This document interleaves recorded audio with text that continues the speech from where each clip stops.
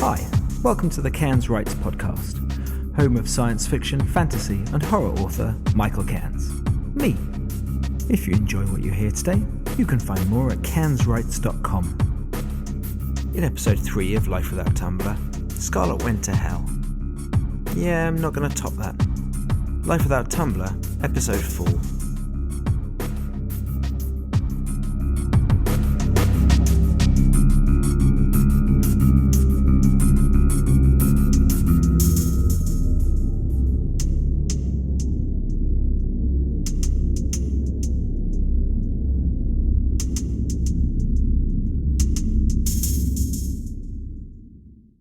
Martin shook his head. There's no way we can open this. It was created by the demon, and only he can unmake it. Why imprison someone in somewhere they can never get out of? Martin looked at her, eyebrows raised. She spread her hands apart. What? Come on, really? Even when they say you have a life sentence, you still get released after 10 years. It's ridiculous. Surely if he brought her here, it was for a reason, not just to leave her in a cage. She was shouting and turned back to Mum, putting her hands out. It was freaky, her being in there, still shouting, still silent, and she had the sudden need to hug her, which was even freakier. I think that life sentence means something a little different here. But as dramatic as it sounds, unmaking the cage would be the act of a simple thought for the demon that resides within this castle, easier than turning a key. She nodded. So, what, we have to find him? Martin glanced around the large hall, brow furrowed. When he turned back to her, she winced at the look on his face. I don't wish to sound negative, nor do I suggest we shouldn't do this, but finding the demon may prove to be a very foolish move. He is powerful, and we have nothing, no bargaining chip, no reason why he shouldn't just imprison us also. So why did Mum come here in the first place? Martin shrugged. That would be very useful to know, but the prison does more than trap her body. It retains every part of her essence, hence why we cannot hear her voice. Did you actually just say hence? He nodded, looking offended, then shook his head and looked around the room. She pulled out the spellbook, leafing through to the page she had stopped on and scouring it. Surely there would be something in there to give away why Mum thought she would be safe here. So, what sort of things could we use to bargain with?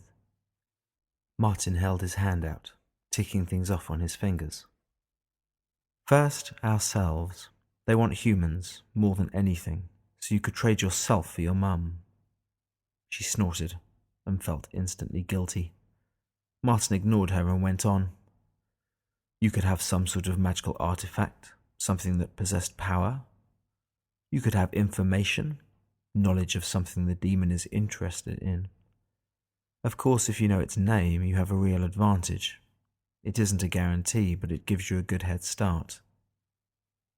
He peered over her shoulder just as she turned the page, and they were presented with a word that made her want to be sick. It was written in English, but the letters writhed and twisted on the paper as though they needed to escape. She began to read it, and he clapped his hand over her mouth.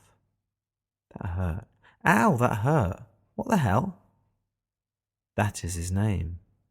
We are most fortunate, but once you have read it, he will be here, and we need to be ready when that happens. He leant forward until his head was level with hers, and he stared into her eyes. Listen to me, Scarlet, this is important.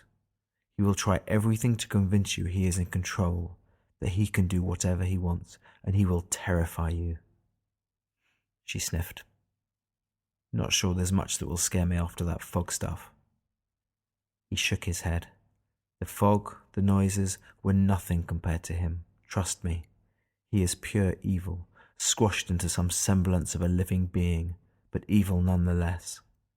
Just remember, you have his name. You are in control.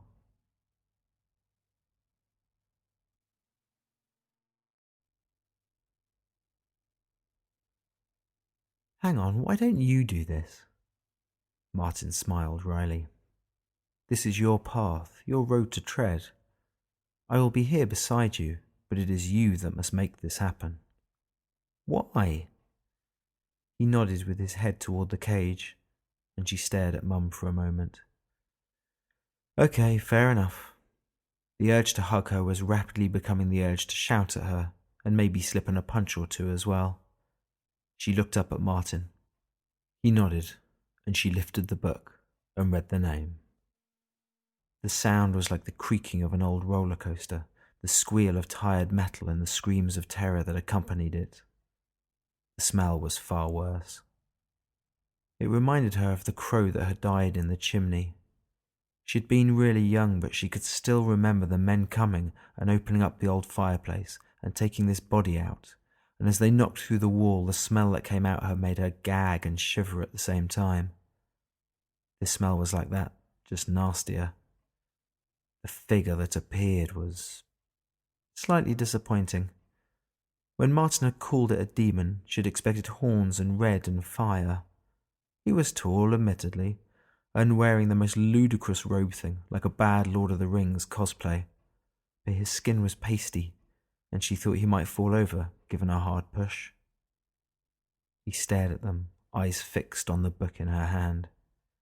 She tucked it into her belt and stared back. The fear she'd expected had yet to arrive, which was nice. Then he spoke.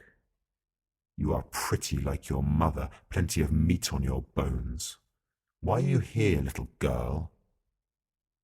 He sounded like children ripped from the womb, and falling bombs, and the land where illness so grievous had visited no one lived there any more. And where the hell was she getting these weird images from, and why were her hands shaking?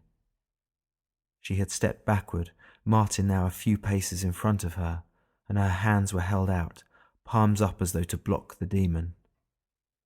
Before she could blink, the person-demon-vampire wannabe took a step, and his hand flashed out. It struck Martin hard enough to lift him off his feet and sent him flying across the hall and into the wall. She shouted, hand covering her mouth, wincing. Her protector raised his head for a moment, and then slumped down, unconscious or near enough for it not to matter. She took a deep breath, her gaze settling on her hands, still stretched out and still shaking. God, he was going to kill her here in this bloody horrible place, and no one would know. They'd be listed as missing persons and turn up on milk bottles and lampposts. She didn't want to be on a lamppost. Why the hell was she here? What did she think she was going to do? The demon took a step forward, and it took everything she had to not turn and run. Instead, she stared at its eyes, at the sharp blackness hiding beneath thick brows, and bit her lip. I'm here to take my mum home. This time, his voice was the sound of the coffin creaking slowly open, to reveal the dirt above where she'd been buried alive. God, it was like some bloody Stephen King novel in her head. He was laughing, shoulders shaking, and Martin's words came back to her. He was trying to scare her, to make her feel weak. It was all an act. And you can't stop me. He moved without moving, and was right in front of her, glaring balefully down. Her heart was racing, her mouth dry like ashes. She screwed up her eyes, muttering, "There's no place like home, there's no place like home, there's no place like home." She peeked and whimpered at the face, inches from hers, top lip curled in a sneer. She bit her lip, the taste of blood bringing her back from the brink. She opened her eyes and stared back. He hadn't moved, and she could see the lines that crept from the corners of his eyes, the tiny burst blood vessels that crept spider-like across his eyes. He was old and tired. She glanced round and saw Mum staring at them with wide, frightened eyes. This wasn't going to happen.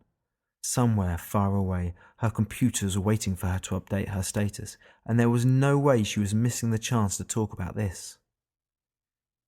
You smell of fear and weakness, little girl.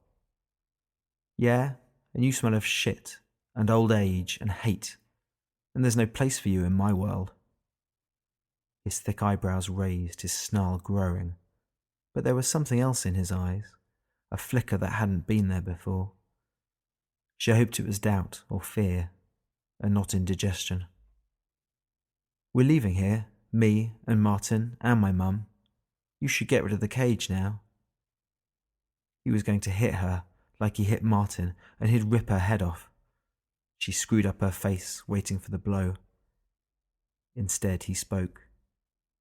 "What can you give me for your mother? What do you have to trade?" "How about I forget I know your name once we're home, and I burn that page?" The demon cocked his head to one side, nodding slowly. "That might be enough." Was he bluffing? Martin had said his name was Power, and what exactly had he said? Damn it, it was either that she had, complete control, or just that it was quite useful. She couldn't remember which. Sod it. She thrust her chin out and stared at him. "How about I say it's enough, and you say, 'Thank you'?" The demon hissed, raising a hand. She stood still, her legs shaking so hard she expected to topple over at any moment. Then he stepped back and waved a hand. Mum's shouts exploded into the room as she charged over. "Get the hell away from my daughter!" The demon turned to her, hand raised again, and time seemed to slow down.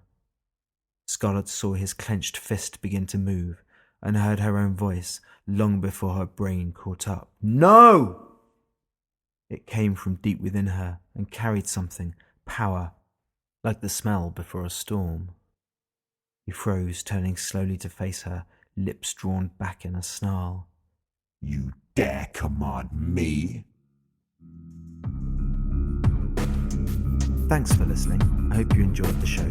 If you liked what you heard, you can find more at cansrights.com. And come back here in a week for the next installment.